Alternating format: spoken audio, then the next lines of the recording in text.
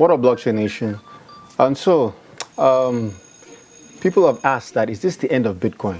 Is this the end of crypto as a whole with government regulation and the current price, with all that's going on in this space? Was it just a fad? Was it just this huge bubble that has come and go? And yeah, but I want to talk about that using a report that I saw recently by A16Z. Full disclaimer, I did not write this, but I think it really makes a lot of sense. I want us to walk through it together.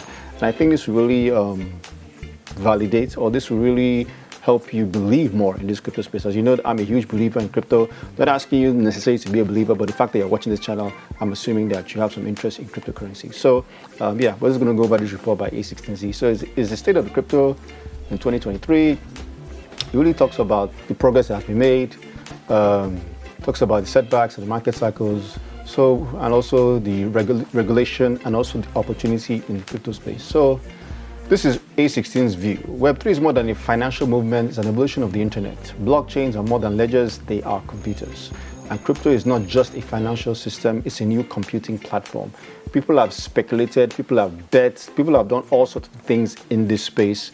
And although obviously a lot of people have lost money, and that's what has made people withdraw, but it's more than just a financial system, it's actually a computing platform. And I like the way they stated that. So why does Web3 matter?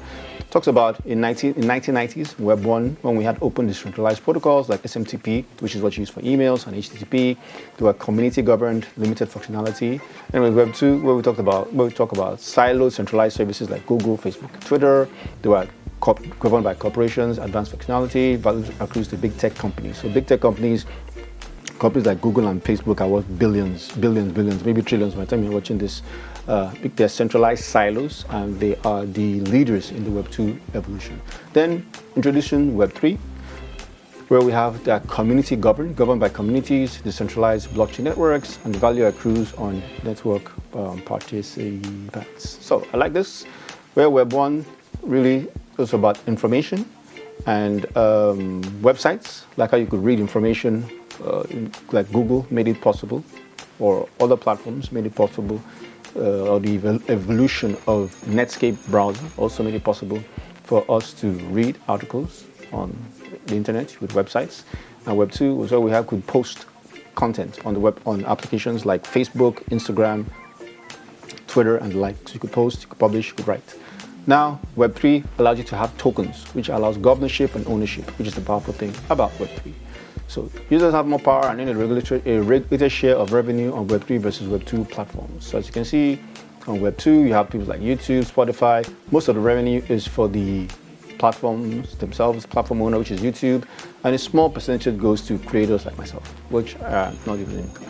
Same thing with Roblox and all these other applications. Twitter has 100% revenue stake owners, percentage of revenue network owners take from users. So Twitter takes 100% revenue, Instagram takes 100% revenue, which is very, very sad. So you can be a content creator on Instagram, you can post stuff, people can watch your, or can look at your content, but there are other ways you can monetize, which I'm not even going to talk about that. But basically, we're talking about Web3. So Web3, the network design has economic consequences. Users can easily exit, code is open source, and data is public. So it talks about how companies now generate a third of all global web traffic, like Google, Facebook, and Twitter. And these 5 companies represent 50% of the NASDAQ 100% total market cap. Companies like Apple, Google, Amazon, FANG, Facebook, Amazon. Well, maybe not FANG, maybe they're not MAG, which is Meta. When you get the gist.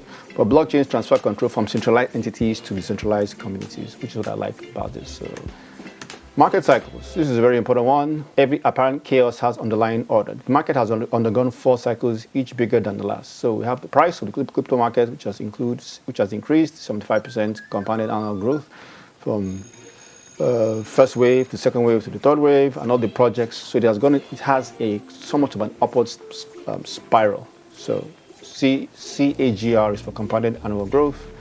So you have, these are the sources of this article, but look at this. So I like this. Great products get built regardless of financial upswings and downswings.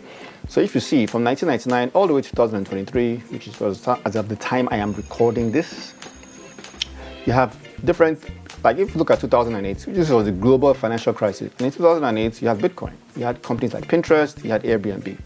2010, you have Instagram and likes. So there are always cycles, there are always booms and busts, but this is a very key one. If you look at 2009, even there's a drop here, but you still had companies like Uber and WhatsApp that surfaced. So I like the fact that great products always are built regardless of financial upswings. Look at 2020 during the pandemic. Right here in 2020, we still had different ideas, different concepts coming out, and ChatGPT and OpenAI, which are not on this chart, but okay, look at OpenAI right here. OpenAI was 2015, but it really exploded somewhere here, which is great. So trends to watch. Blockchains are scaling through multiple promising paths. We have optimistic rollups, zero-knowledge rollups, application-specific. So blockchains can be exclusively designed to operate one specific application. Computation and storage resources are not shared with other apps, like how we have on Polkadot chains and Polygon. And then we also have new layer one. So I won't really bore you to death with all this. But one very important piece of the crypto space, obviously, is ETH. 70% of all Ethereum fees are paid by L2 rollups. Like you can see, we have DYDX, we have ZK Sync, and the like. So there's a piece that I really think was interesting, which is what we're talking about. Obviously, in the non-fungible token space, I've done a video about NFTs. You can watch that. I'll put a link below. So NFT creators have earned more than $1.9 billion in royalty revenue. I think this is very, very important, especially for the creator space. I will show you this. So the world's biggest brands are exploring Web3. So as you can see, Starbucks has its own loyalty-based program. Tiffany & Co. crafts jewelry, encrusted pendants for CryptoPunks and NFT owners. You can see all these big brands are getting into the NFT space, which is great. So the NFTs are built on top of ETH or are built on top of other platforms. And of course, we have Web3 games. So consumers spent an estimated $67.9 billion on digital in-game purchases in 2022. And in the Web3 space, so 771 new Web3 games launched last year, and Web3 games generate 23 times more on-chain transactions than decentralized finance. Anyways, this is very important. So the US is losing its lead in the case of Web3. The reason why is because of the regulation that comes or that is impacting development, especially in the United States, with people like, what's her name? Elizabeth Warren, and people who are not so crypto friendly, and all the harsh rules and restrictions that they're putting in Web3 or in crypto generally are pushing people out of this space. So you can see the percentage of crypto developers in the United States, how it has fallen drastically, as opposed to the top, and also the top crypto websites. The percentage of traffic from the United States, you can see is dropping as well, as opposed to how it's increasing in other parts of the world. So policy and regulation is definitely impacting US crypto, which is what we're seeing today. You can see how regulation is being debated. There are people who are for crypto, there are people who are against crypto. Proposed market realization could provide needed clarity. We have responsible financial systems, but pretty much bipartisan momentum is building. Senator Kristen Gillibrand has said digital assets, blockchain technology, and cryptocurrencies have experienced tremendous growth in the past few years and offer substantial potential benefits if harnessed correctly. So we have people who are for crypto. Of course, we have people who are against crypto. You should listen to what Larry Fink from BlackRock said, which is very important. He says very interesting developments happening in the digital asset space in many emerging markets like India, Brazil, and parts of Africa. So if you look at the market matrix, tech markets are functioning of supply and demand, of innovation and adoption. New products generate new networks, and then networks attract more builders. Builders create new products, and consumers adopt new products. So this is the flow of what's going on pretty much in this space. So innovation indicators showing that there's still some innovation going on in this space. Interested in developers, contracted developers, verified smart contracts. This just shows that really the job search interest in crypto. Obviously, 2018 there was a spike. 2022 it went through the roof, but recently in 2023, as of the time I'm recording this, the concept of blockchain jobs, cryptocurrency jobs seem to be on the decline. Also, different adoptions indicators showing that people are adopting Bitcoin and crypto generally as a whole.